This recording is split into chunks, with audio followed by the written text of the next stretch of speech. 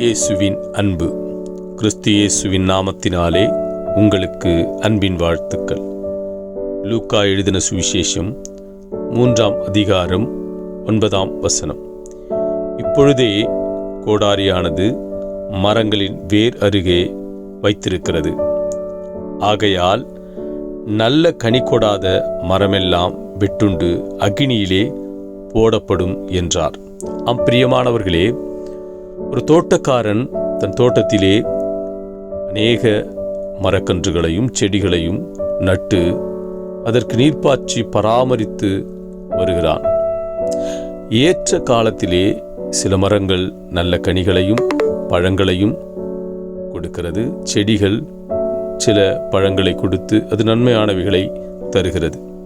ஆனால் ஒரு சில மரங்களோ நல்ல கனிகளை கொடாமல் மாறாக தீங்கு விளைவிக்கும் கனிகளை கொடுத்து அது அநேக மற்ற மரங்களுக்கு இடையூறாகவும் தீங்கு விளைவிக்கக்கூடியதாகவும் இடத்தை அடைத்து கொண்டு வீணாக இருக்கிறது.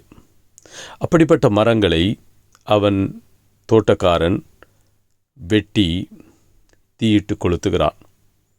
இப்படியே மனுஷகுமாரன் கர்த்தராகிய கிறிஸ்து இயேசு இந்த உலகத்திலே அநேகரை உண்டாக்கி நம்மை உருவாக்கி நற்கனி கொடுக்கத்தக்கதாய் நம்மை உருவாக்கினார்.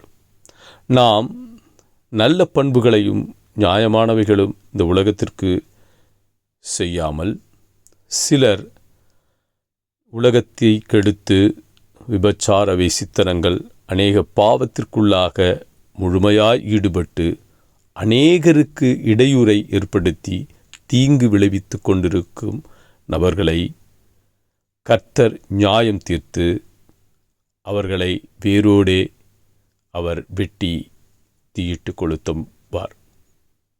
இது ஒரு நல்ல கனி கொடுக்கிற தானியங்களை தன் களஞ்சியங்களிலே சேர்த்து கொள்ளுவார்.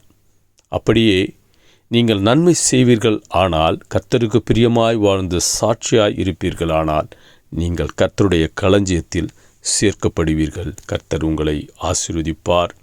ஆமென்.